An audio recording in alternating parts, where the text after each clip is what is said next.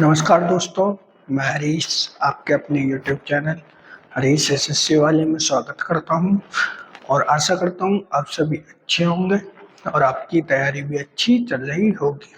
तो दोस्तों, आज हमारा एसएससी जीडी का 35वां प्रैक्टिस सेट है।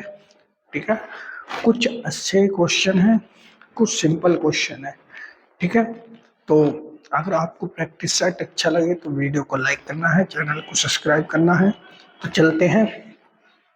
उससे पहले एक इन्फॉर्मेशन, ठीक है, अग्निवीर वाले भाइयों को, जो भी भाई अग्निवीर की तैयारी कर रहे हैं उनके लिए विशेष तौर पर जनरल ड्यूटी और ट्रेडमैन वालों का स्पेशल मैथ एंड बुक आने वाली है। ठीक है, जो भी भाई अग्निवीर में ये कहते हैं कि भाई हमारा इसकी वजह से सिलेक्शन नहीं होता है, तो उनके लिए ये यूट्यूब चैनल बेहद इम्पोर्टेंट है, उसे ज़्यादा से ज़्यादा शेयर कीजिएगा। ठीक है, तो चलते हैं पहले क्वेश्चन की तरफ। पहला क्वेश्चन,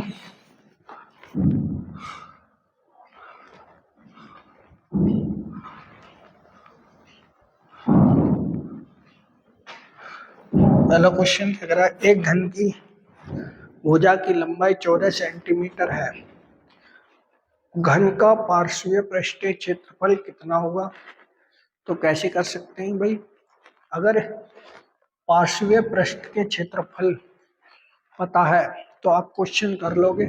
तो कैसे करेंगे इस क्वेश्चन को भैया,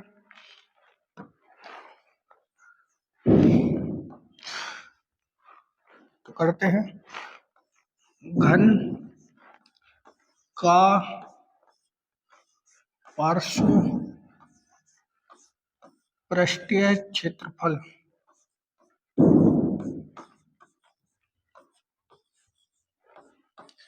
क्या होता है भैया, तो वो होता है हमारा 4a²। ठीक है, 4a²। भाई 14 सेंटीमीटर भुजा की लंबाई है, तो 14 मल्टीप्लाई 14, 14 का वर्ग 196, 196 मल्टीप्लाई 4, 4 छिंग 24। ठीक, 4 निम 36 और 2 38, 4 एकम 4 3 7 सेंटीमीटर स्क्वायर इसका सही आंसर हो जाएगा। ठीक है, तो इसका सही आंसर क्या है, इसका सही आंसर है ऑप्शन नंबर सी, 784। अगले क्वेश्चन की तरफ चलते हैं। क्वेश्चन नंबर 2, 2 वर्ष के लिए 22,000 रुपये पर प्राप्त चक्रवृद्धि ब्याज अर्धवार्षिक रूप से संयोजित, ये वाली है। ठीक है, 10210 10,210.2 रुपये है, तो वार्षिक ब्याज दर कितनी है। तो कैसे कर सकते हैं इस क्वेश्चन को भैया, तो कैसे कर सकते हैं इस क्वेश्चन को, फॉर्मूला क्या है हमारा, A बराबर P 1 प्लस R/N।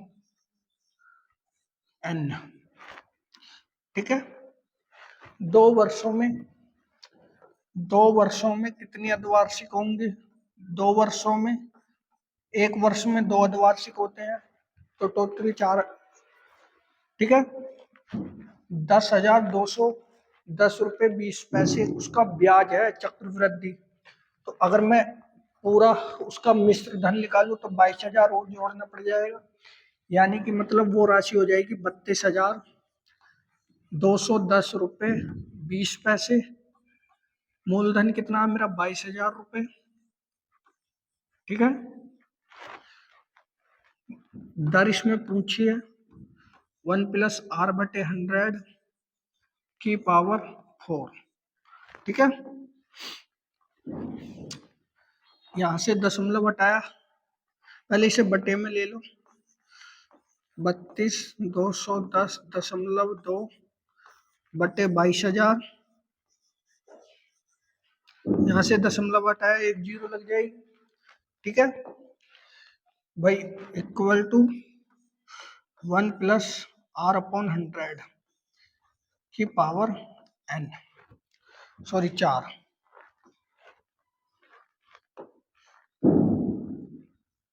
ठीक है, काटा पीटी कर लेते हैं।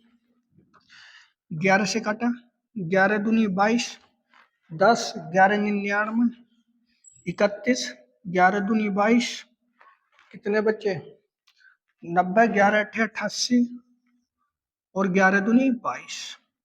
ठीक है भैया, ये भी 11 से 2 बार कट जाएगा।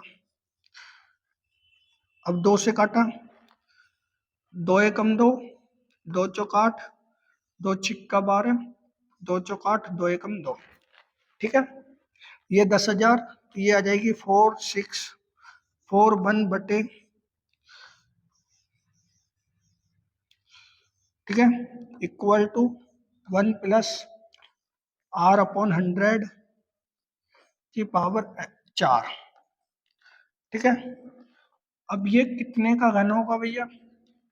ये 4 की पावर 4 होगी, अर्थात 11 की पावर, तो 11 बटे 10 की power 4 equal to 1 plus R upon 100 की पावर 4। 4 से 4 कट जाएगी, घात से घात, तो 11 बटे 10 equal to 1 plus R upon 100। ठीक है भाई, इसमें से मैं घटा देता हूं, ये एक जाके इधर आ जाएगा, तो कितने बचेंगे? 1 बटे 10 equal to R upon 100 equal to R upon कितना आएगा? 10%। ठीक है, अब देखो ब्याज दर उसने कैसी पूछी है? वार्षिक पूछी है, तो वार्षिक बनाने के लिए इसमें क्या करना पड़ेगा भैया? 2 की मल्टीप्लाई करनी पड़ेगी, तो मल्टीप्लाई 2 इक्वल टू 20%। ठीक है, तो अर्धवार्षिक कितनी प्रतिशत आ जाएगी? 20%। इसका सही आंसर हो जाएगा। ठीक है, अगला क्वेश्चन देख ले। बहुत छोटा क्वेश्चन है, यहाँ लग रहा होगा कि पूरा बोर्ड भर चुका है, नहीं, 1-2 लाइन में ये क्वेश्चन खत्म है।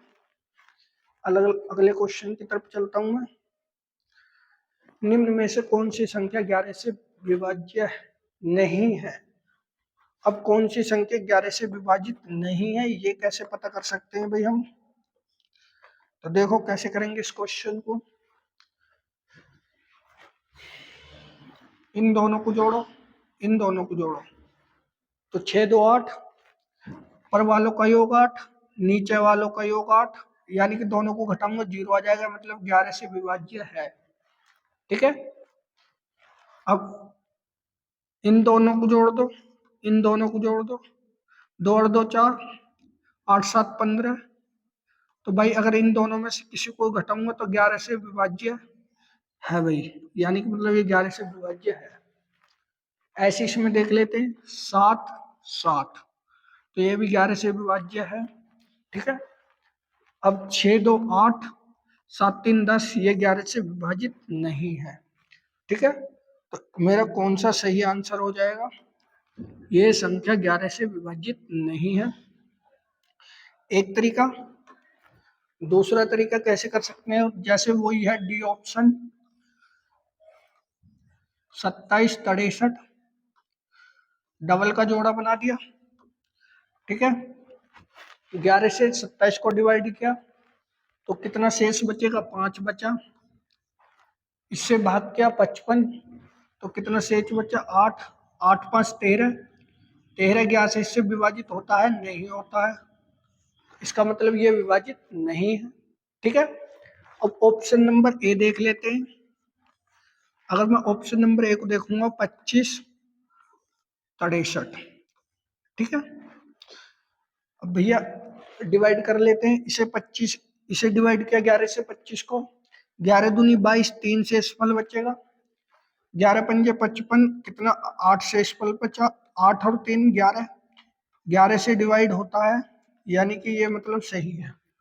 ठीक है, ऐसे इसे करके देखोगे तो भी ये 11 से डिवाइड होगा, इसे भी करके देखोगे तो 11 से डिवाइड होगा।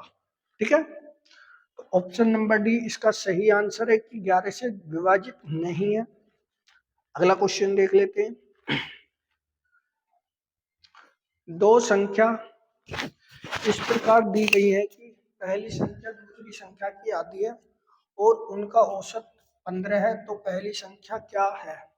कैसे करेंगे इस क्वेश्चन को?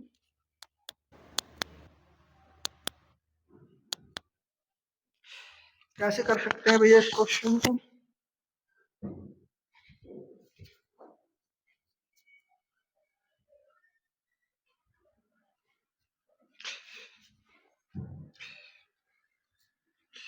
देखो, एक फर्स्ट संख्या है, एक सेकंड संख्या है। ठीक है भाई, पहली संख्या दूसरी संख्या की आधी है। अगर पहली संख्या एक है तो दूसरी संख्या दो होगी। ठीक है भाई, अब उसने कहा है यदि उनका औसत 15 है, ठीक है, दो संख्याएं तो दो की मल्टीप्लाई कर दी तो उनका योग निकल के आ जाएगा। कितना हो जाएगा उनका योग? 30। ठीक है भाई, इनका योग कर लो, कितना बैठ रहा है? 3 बैठ रहा है, तो 3 से डिवाइड किया, 3 दान 30, यानी कि मतलब एक की वैल्यू 10 आ गई, एक की वैल्यू 10 आ गई। 10 की मल्टीप्लाई इसमें कर दो, 10 की मल्टीप्लाई इसमें कर दो, तो 20 तो दूसरी संख्या होगी और 10 पहली संख्या होगी। तो उसने पूछा क्या है? पहली संख्या। तो पहली संख्या ऑप्शन नंबर सी इसका करेक्ट आंसर हो जाएगा। ठीक है, ऑप्शन नंबर सी इसका करेक्ट आंसर हो जाएगा। अगला क्वेश्चन देख लेते हैं। Question number 5। एक वस्तु का अंकित मूल्य विक्रय मूल्य क्रम से 6,600 और 4,752 रुपए है, तो छूट प्रतिशत कितना है? तो कैसे कर सकते हैं इस क्वेश्चन को भैया? क्वेश्चन सिंपल क्वेश्चन है। ठीक है, तो कैसे करेंगे? फॉर्मूला क्या है अपना? अंकित मूल्य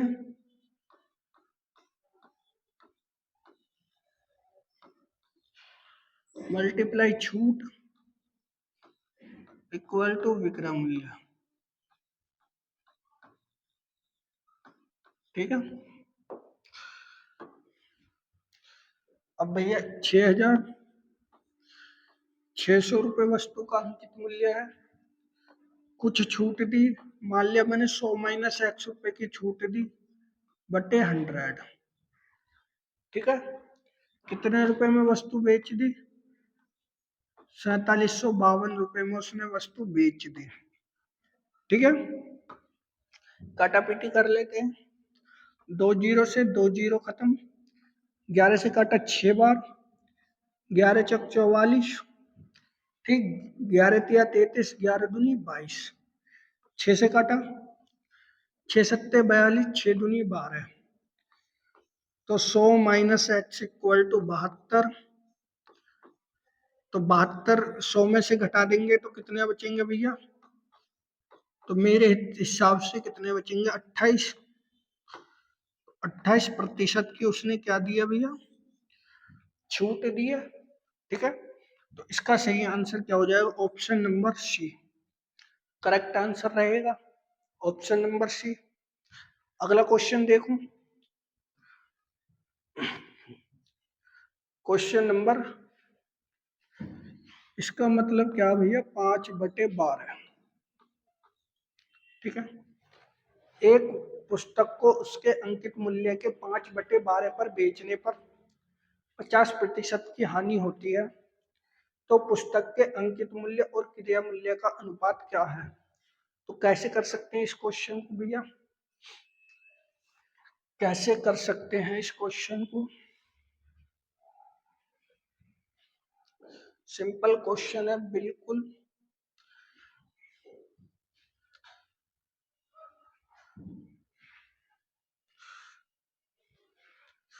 भाई, अंकित मूल्य, ठीक है, अंकित मूल्य अनुपात अंकित मूल्य और विक्रय मूल्य।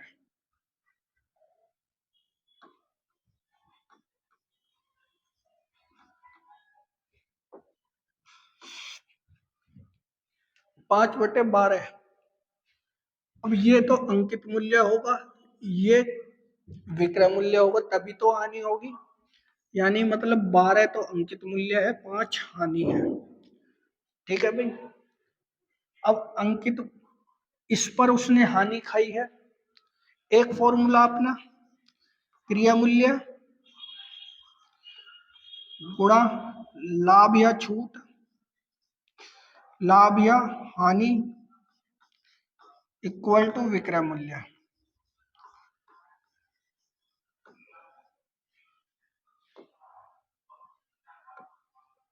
ठीक है। क्रिया मूल्य मुझे निकालना है। 150 की हानि हो रही है उसे, तो यानी कि मतलब 50 में ही वस्तु बेची होगी बटे 100। उसका विक्रय मूल्य कितना है? 5 है। विक्रय मूल्य 5 है, तो मैं डिवाइड कर दूंगा भैया। 50 से कटा 2 बार, 5 दूनी 10, यानी कि मतलब क्रिया मूल्य कितना आ गया मेरा? 10। क्रिया मूल्य मेरा 10 आ चुका है। विक्रय मूल्य को अगर मैं हटा दूंगा यहाँ से तो कोई दिक्कत नहीं है। ठीक है। क्रिया मूल्य इतना आ चुका अब मेरा निकालने के बाद, ये आ चुका 10। इनका रेशो पूछा है, कोई संख्या कट रही है क्या? बिल्कुल कट रही है। ये 6 बार कट रहा है, ये 5 कट रहा है, यानी कि मतलब 6:5 इसका क्या हो जाएगा? बिल्कुल सही आंसर हो जाएगा। ऑप्शन नंबर 20 का करेक्ट आंसर हो जाएगा भैया। ठीक है। अंकित मूल्य और क्रिया मूल्य का अनुपात बता दिया हमने। अंकित मूल्य और विक्रय मूल्य दिया हुआ है, यहाँ से मैंने क्रिया मूल्य निकाल लिया है, यहाँ पर धर दिया, आराम से आपका क्वेश्चन सोल्व हो जाएगा। ठीक है। एक तरीका कैसे कर सकते थे इस क्वेश्चन को हम, तो देखो 12 रुपए की अंकित मूल्य, ठीक है, विक्रय मूल्य 5 रुपए। ठीक है। अब भैया 5 रुपए में उसे 50% की हानि हुई बेचने पर, तो टोटल ये पता कर लूं कि वस्तु थी कितने की उसकी। ठीक है। डिवाइड किया मैंने यहां से, 50 दूनी 2, 2 से ये कट जाएगा 6 बार, तो 6:5 इसका सही आंसर हो जाएगा। ऐसे भी कर सकते हैं आप, ये शॉर्ट मेथड है, ये थोड़ा लॉन्ग प्रोसेस है। चाहे तो आप ऐसे कर सकते हैं या इस मेथड से कर सकते हैं। ठीक है। अगला क्वेश्चन देख लेता हूं, क्वेश्चन नंबर 7। चार संख्याओं का औसत 24 है। प्रथम दो संख्याओं का औसत अंतिम दो संख्याओं के औसत से 2 गुना है, तो अंतिम दो संख्याओं का योग क्या है? कैसे कर सकते हैं इस क्वेश्चन को भैया? कैसे कर सकते हैं इस क्वेश्चन को? एक चीज, एक ए है, एक बी है, एक सी है और एक डी है। दो व्यक्ति हैं। ठीक है। दो संख्याओं का औसत अंतिम दो संख्याओं के 2 गुना है। प्रथम दो संख्याओं से अंतिम दो संख्याओं के 2 गुना है। ठीक है भाई, ये रेशो इनका हो जाएगा। चार संख्याओं का औसत 24 है। चार संख्याओं का औसत 24 है, तो 4 की मल्टीप्लाई इसमें कर दो, 24 चौका 96। ठीक है। अब ये देख लो कि चारों संख्याओं का योग 96 है। चारों संख्याओं का योग 96 है, लेकिन चारों संख्याओं का योग कितना बैठ रहा है? 3। इस 3 से इसे डिवाइड कर दो, तो 3 से कटा 3 तिया 9, 3 दूनी 6, यानी कि मतलब एक की वैल्यू 32 आ गई। 32 की मल्टीप्लाई यहाँ कर सकते हैं आप, 32 की मल्टीप्लाई इसमें कर दो, तो प्रथम दो संख्याएं का योग कितना था ये पता चल जाएगा।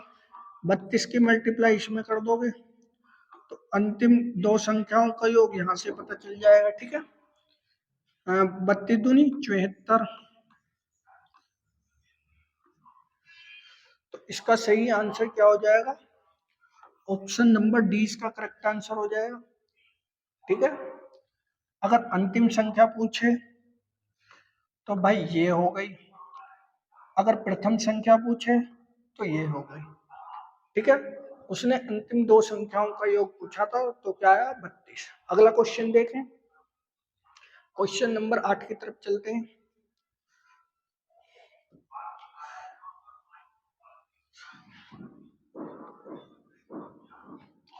एक्स बिंदु पी से 12 किलोमीटर प्रति घंटे की चाल से चलना शुरू करता है और उसकी शुरुआत के 6 घंटे बाद बी भी इसी बिंदु से उसके पीछे साइकिल पर 16 किलोमीटर प्रति घंटे की चाल से चलता है, तो वाई एक्स को प्रारंभिक बिंदु पी से कितनी दूरी पर मिलेगा।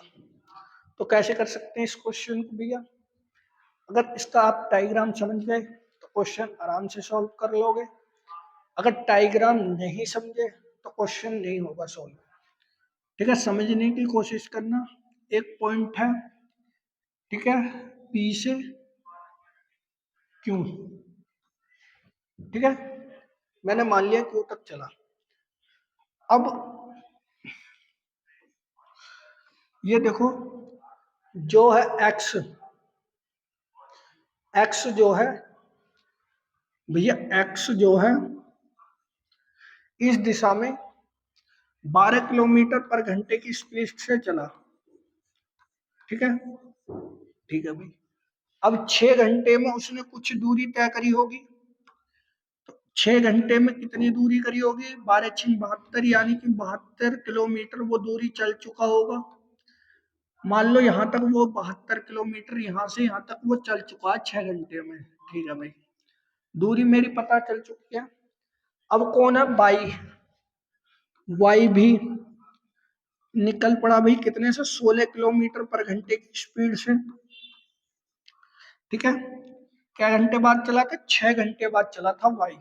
ठीक है, अब उसने कहा है कि वाई एक्स को प्रारंभिक बिंदु से कितनी दूरी पर पकड़ लेगा। ठीक है भाई, अब देखो चूंकि दोनों एक ही दिशा में जा रहे हैं तो चालें घट जाएंगी, दूरी मेरी ये हो चुकी है, मुझे सबसे पहले समय निकालना पड़ेगा, तो समय बराबर समय बराबर दूरी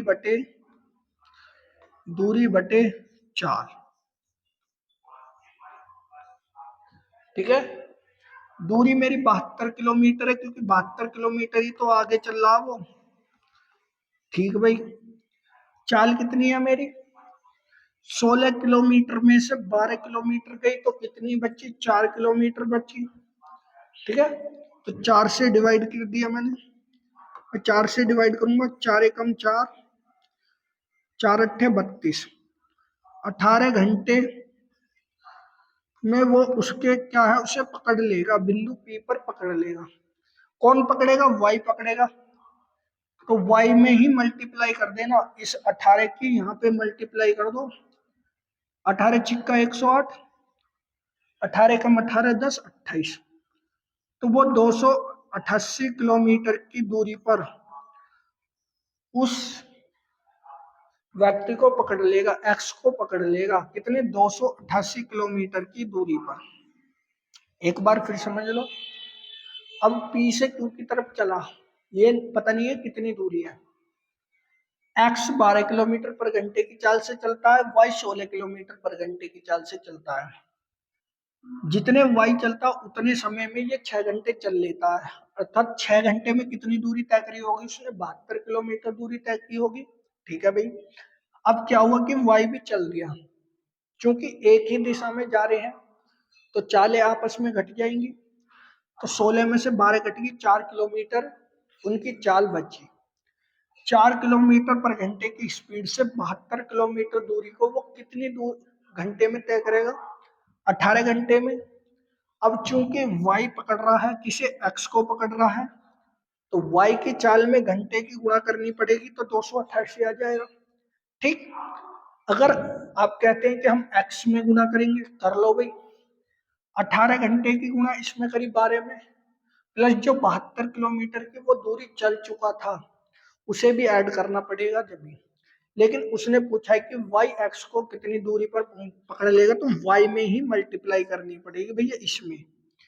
ठीक है, इसी में ही मल्टीप्लाई करनी पड़ेगी आपको, तब जाके 288 किलोमीटर आ जाएगा। ठीक है, अगले क्वेश्चन की तरफ चलें। क्वेश्चन नंबर 9,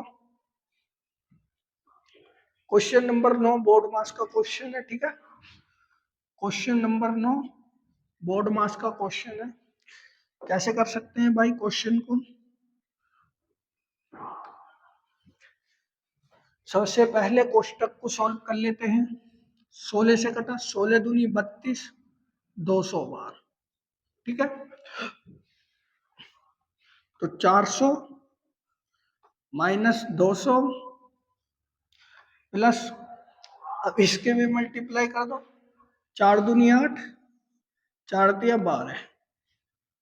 ठीक है भाई, अब गुणा कर दी, इसमें घटा लो जोड़ लो, जो भी करना। 400 में से 200 गए तो 200 बचे, प्लस 128, तो 328 इसका सही आंसर। ठीक है, 328 इसका सही आंसर।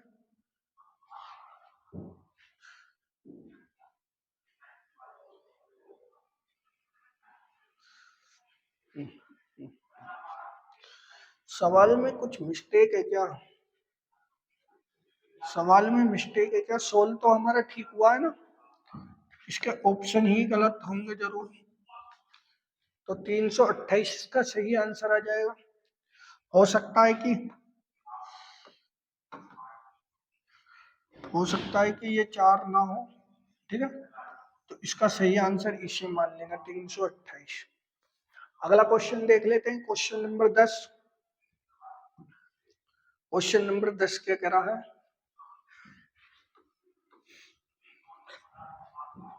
क्वेश्चन नंबर 10 क्या कह रहा है?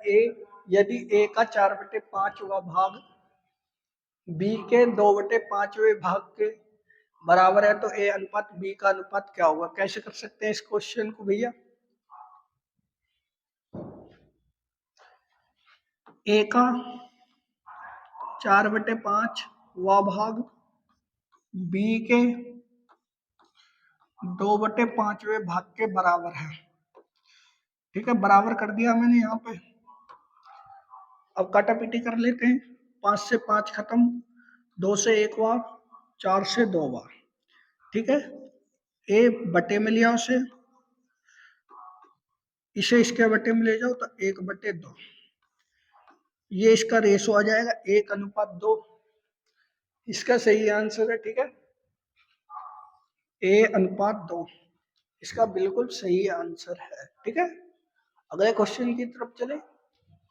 क्वेश्चन नंबर 11 क्या कह रहा है?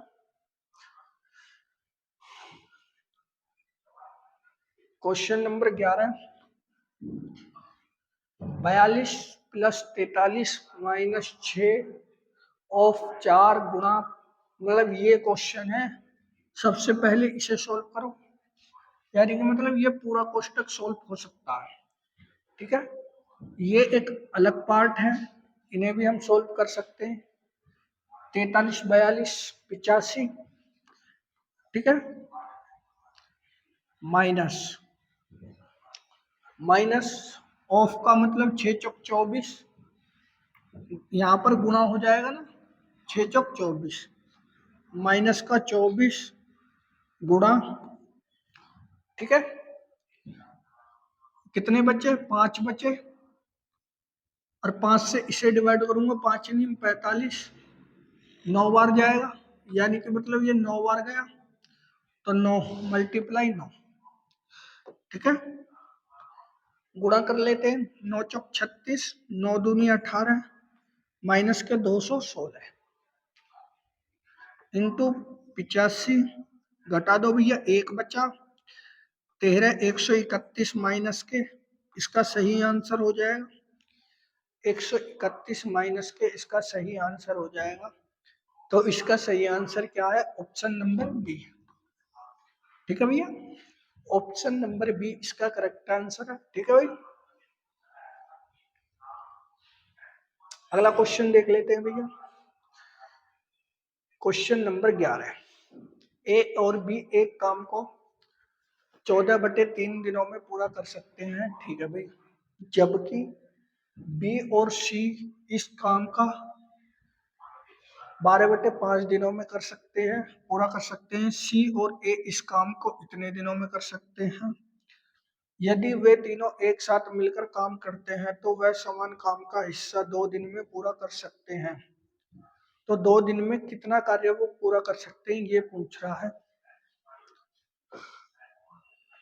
तो कैसे करेंगे क्वेश्चन को? अच्छा क्वेश्चन है, ठीक है। ऐसे क्वेश्चन आ जाते हैं, ए है और बी है, ठीक है भाई, बी और सी है, सी और डी है, सॉरी सी और ए है, ठीक है। ये 3 व्यक्ति हैं, एक 14/3 दिन में कार्य कर रही है, एक 12/5 दिन में, और एक 16/3 दिन में। अगर मैं इनका एलसीएम ले लूं 12, 14, 12, 16 का, तो कितना आ सकता है भैया? 7, 21, 16 एकम 16, 16 दूनी 32 और एक 33। इनका एलसीएम 336 आ जाएगा। दूसरी चीज यहां से भी अंदाजा लगा सकते हैं, ठीक है भाई, 336 आ गया। अगर मैं इससे डिवाइड करूंगा इसे 14 से, तो कितना जा सकता है भैया? 14 से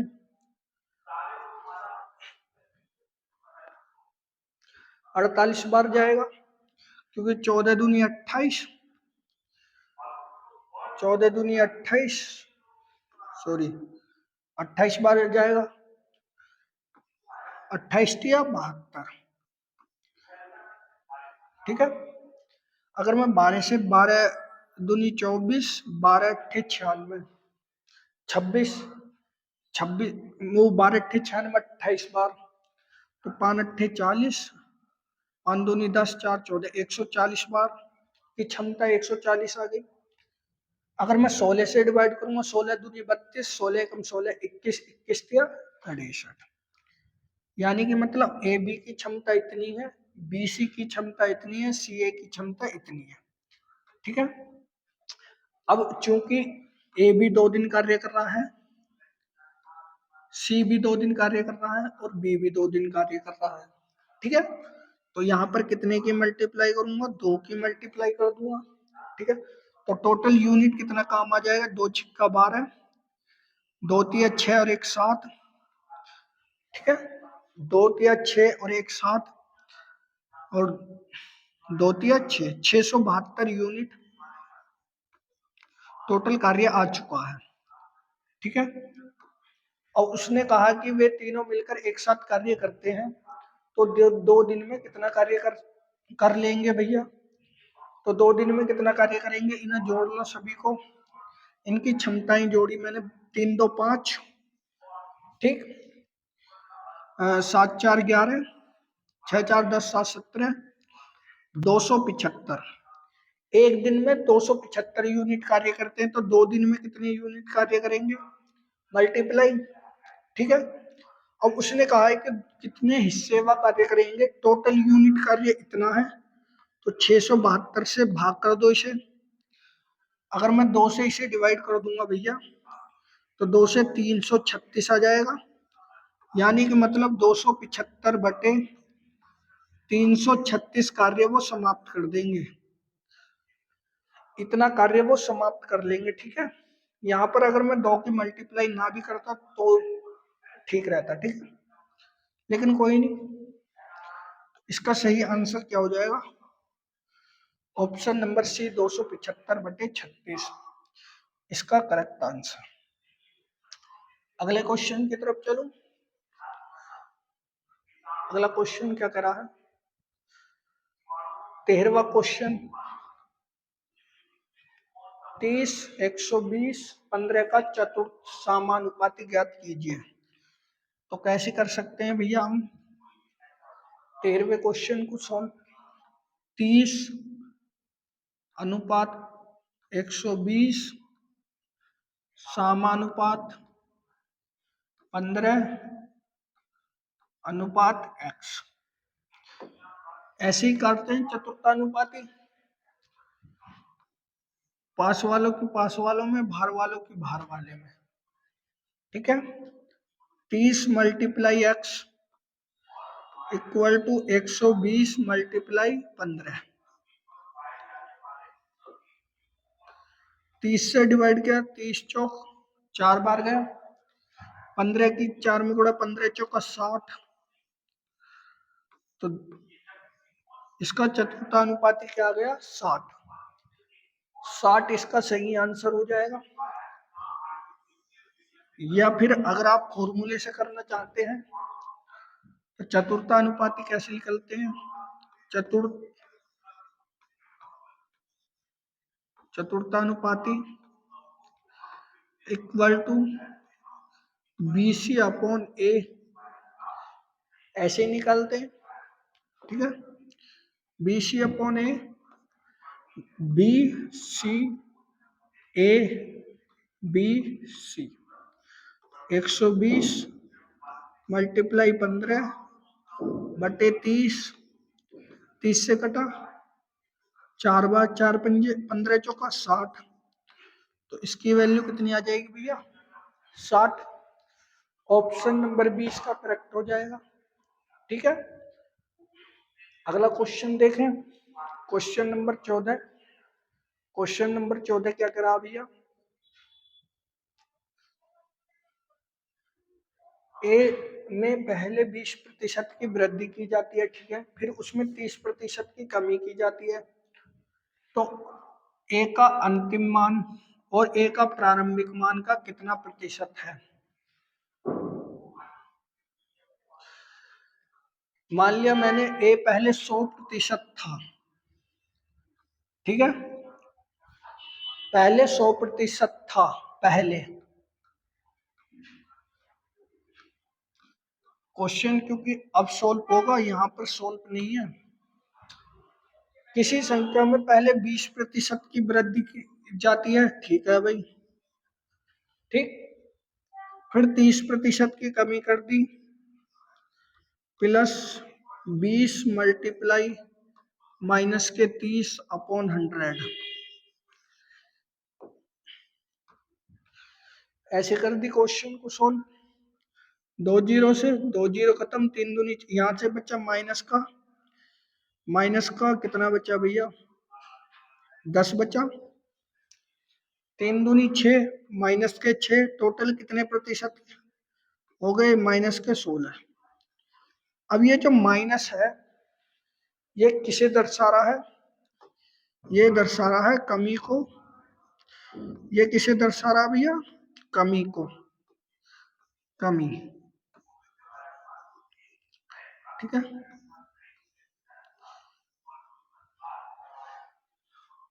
तो इसने कहा है ए का अंतिम मान ए के प्रारंभिक मान का कितना प्रतिशत है।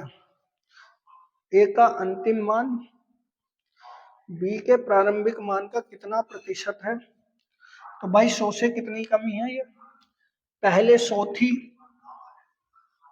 पहले 100 थी, ठीक है, अब कितनी है, 16 की कमी हो रही है, तो अब कितनी होगी, 84 होगी।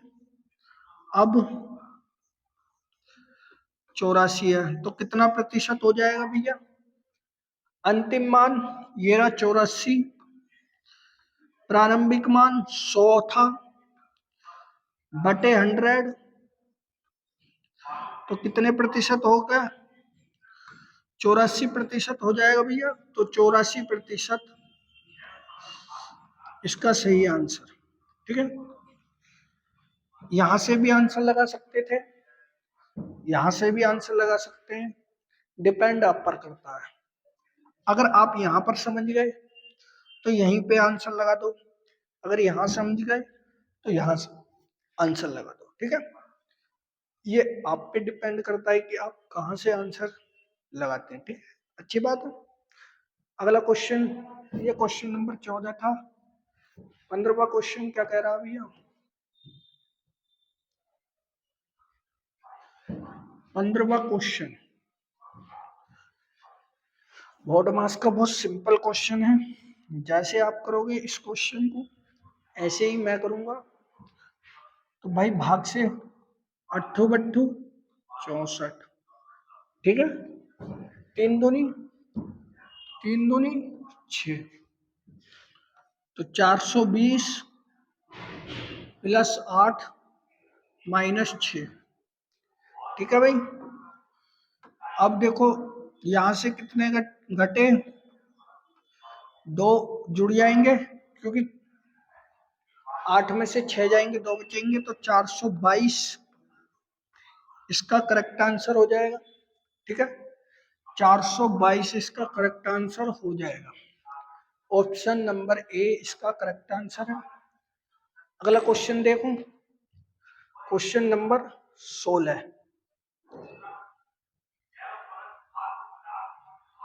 क्वेश्चन नंबर 16 क्या कह रहा है, यदि u को v से 5% अधिक अंक मिलते हैं तो v के अंक u के अंक से कितना प्रतिशत कम है। तो कैसे कर सकते हैं इस क्वेश्चन को, माइंड पर आधारित क्वेश्चन हो जाएगा आराम से, ठीक है। करें, सोल्व करें। u v 2 व्यक्ति हैं, ठीक है, 5% अधिक अंक मिलते हैं, यानी कि मतलब अगर ये 100 है तो ये 105 है। इनका अगर मैं रेशो काढूंगा तो ये 21 हो जाएगा, ये 20 हो जाएगा, ठीक है। डिवाइड कर दिया मैंने, इनका रेशो ये हो जाएगा। अब इसने ये कहा है कि v के अंक u के अंक से कितने प्रतिशत कम है। तो भाई यहां से कितने अंकों की कमी है, 1 अंक की कमी है 20, और u और v में 1 अंक की कमी है, किससे, u से। तीर मैंने गलत लगा दिया, ठीक है। बटे 21 u के अंक की तो ज्यादा, उसने कहा है v के अंक u के अंक से कितने कम है, बटे 21 मल्टीप्लाई 100। अब 21 से इसे डिवाइड कर लो, 21 चौका 84। आंसर आपको पता चल चुका है कि मेरा आंसर यही है। तो मुझे आगे गुणा करने भाग करने का क्या मतलब है, फिर भी मैं कर लेता हूँ। 21 चौका 84, बचे 15, 16, 160, 21 सत्ते 147, ठीक है। आगे भी भाग दे सकते हैं, और मैं आगे भाग क्यों दूं, क्योंकि मुझे आंसर यहीं से पता चल चुका है। तो इसका सही आंसर 4.7% हो जाएगा, ठीक है। अगला क्वेश्चन देखते हैं, क्वेश्चन नंबर 17 क्या कह रहा है भैया। क्वेश्चन नंबर 17 आसान क्वेश्चन था ये, ठीक है। क्वेश्चन नंबर 17, एक मेज को 11,480 रुपए में बेचने पर 18% की हानि होती है। एक सवाल, जब वही मेज 15,540 रुपए में बेचा जाता है तो हानि या लाभ प्रतिशत की गणना कीजिए। तो कैसे कर सकता हूँ इस क्वेश्चन को मैं, सिंपल क्वेश्चन है, ठीक है भाई। हानि किस पर होगी, क्रिया मूल्य पर, मल्टीप्लाई लाभ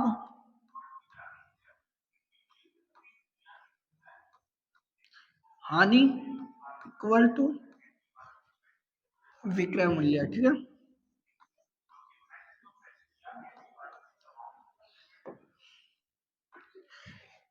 करें सोल्व। क्रिया मूल्य वस्तु का 100 रुपए है, लाभ या प्रतिशत 18% की हानि, यानी कि मतलब 82 रुपए में, बटे 100 इक्वल टू विक्रय मूल्य 11,480 रुपए, इतने में वस्तु बेच दी, ठीक। कर दो डिवाइड, 2 से काट लो पहले 41 बार, 2 से काटा, 2 पंजे 10, 2 सत्ते 14, 2 चौक 8, 0। अब 41 से इसे डिवाइड कर लो, 41 से काटा, 41 से कम 41, कितने बचे? 16 बचे, 164, 16 4 बार, यानी कि मतलब 140 बार कट चुका है। इसकी मल्टीप्लाई इसमें कर दी तो वस्तु का क्रिया मूल्य कितने रुपए हो चुका? इतने रुपए हो चुका वस्तु का क्रिया मूल्य। ठीक है, उसने आगे क्या कहा है कि वस्तु को 15,540 रुपए में बेचना है। कितने में? 15,540 रुपए में। कितने रुपए का लाभ हुआ उसे? कितने रुपए का लाभ हुआ? 1,540 रुपए का लाभ हुआ। कितने पर हुआ? 14,000 पर। ठीक है, मल्टीप्लाई 100, तो ये पता चल जाएगी कमी हुई है या लाभ हुआ है। 3 जीरो से 3 जीरो खत्म, 14 एकम 14, 14 एकम 14, तो उसे कितने प्रतिशत की लाभ हुई? 11% का उसे लाभ हुआ, प्रॉफिट हुआ। ठीक है, 11% का उसे प्रॉफिट हो गया। सिंपल क्वेश्चन था, एक क्वेश्चन में 2 क्वेश्चन थे, इसलिए थोड़ा टाइम लगा है। तो इसका सही answer option number D correct answer है। सदैव ध्यान रखना, क्योंकि सभी के स्टेटस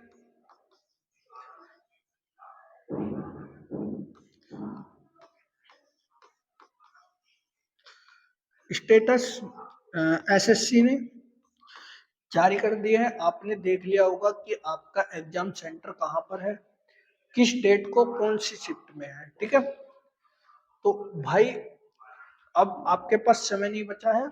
दूसरी चीज, संडे में आपने मॉक टेस्ट लगाया होगा, उसमें आपके कितने 160 में से कितने नंबर बने हैं, देखकर मनोबल को कम मत करना। ठीक है, जितना भी प्रैक्टिस सेट किया जाए उतना प्रैक्टिस सेट कर लिए। अगला क्वेश्चन देख लेते हैं। क्वेश्चन नंबर 18 क्या कह रहा है? जॉन ने एक बैंक खाते में 1,000 रुपए जमा किए और 5% वार्षिक साधारण ब्याज दर पर 2 वर्षों के बाद उसे कितना ब्याज मिलेगा? तो कैसे कर सकते हैं इस क्वेश्चन को? कैसे कर सकते हैं भाई? साधारण ब्याज की पूछ रहा है, तो साधारण ब्याज का फॉर्मूला अपना क्या होता है? साधारण ब्याज बराबर P multiply R multiply T upon 100।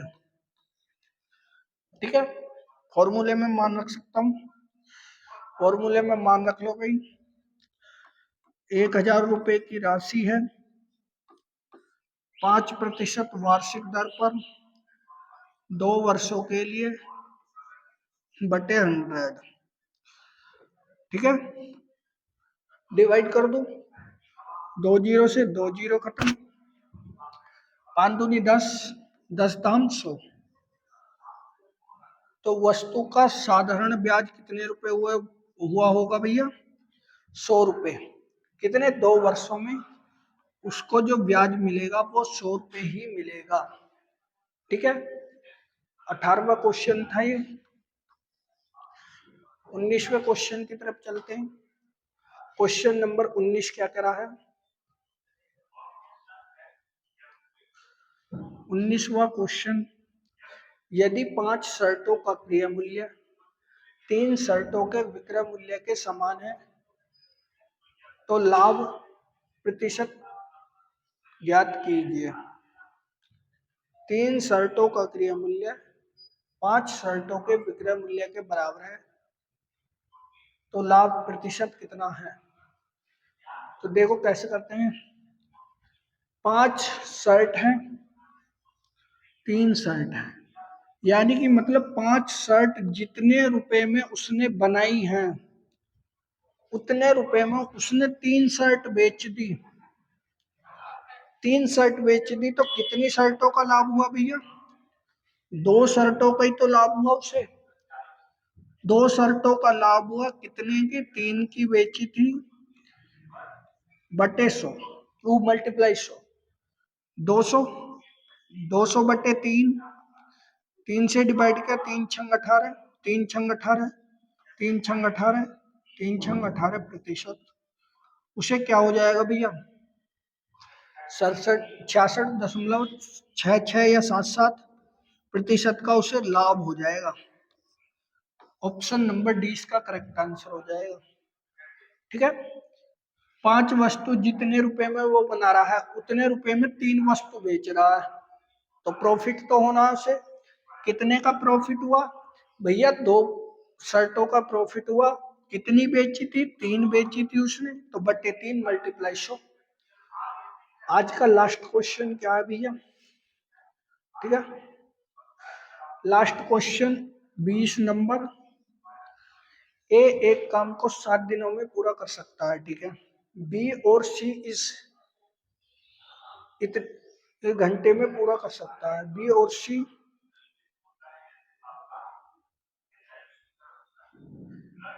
ए इसे 7/2 घंटे में पूरा कर सकता है, तो ए को अकेले काम करने में कितना समय लगेगा। भाई इस क्वेश्चन में तो मिसप्रिंट है, सी इसे घंटे में पूरा करता है।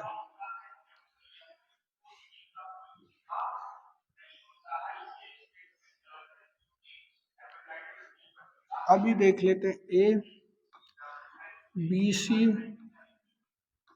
और सी ए 7/2 घंटे में कार्य करता है, ये 7 दिन में कार्य करता है, ठीक है। ये 3/2 हो सकता है भैया, तो देख लेते हैं भैया। इन तीनों की क्षमताएं 21, 21 से कटा, 7×21 3 बार, 3×7=21, 7×2=14, 2 बार है, 7×21 3×2=6, 6 बार। ठीक है भाई, यानी कि ए की क्षमता 3 है, बी की क्षमता कितनी हो सकती है, बी की क्षमता निकालनी पड़ेगी, सी की क्षमता कितनी है ये भी पता करना पड़ेगा।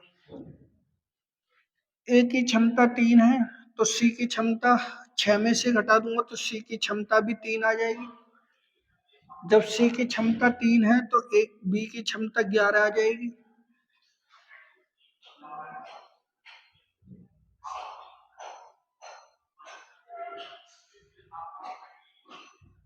बी को अकेले इस काम को पूरा करने में कितना समय लगेगा। यहाँ 21/2 होना चाहिए, 21/2, तो कितने 2 घंटे।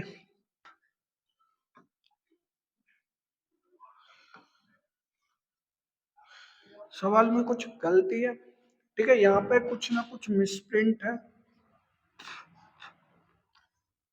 अब यहाँ पर इन्होंने कितने समय में कार्य किया होगा ये पता करना है।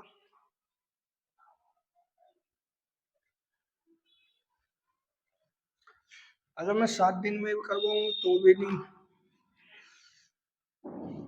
देख लेंगे इस क्वेश्चन को, ठीक है।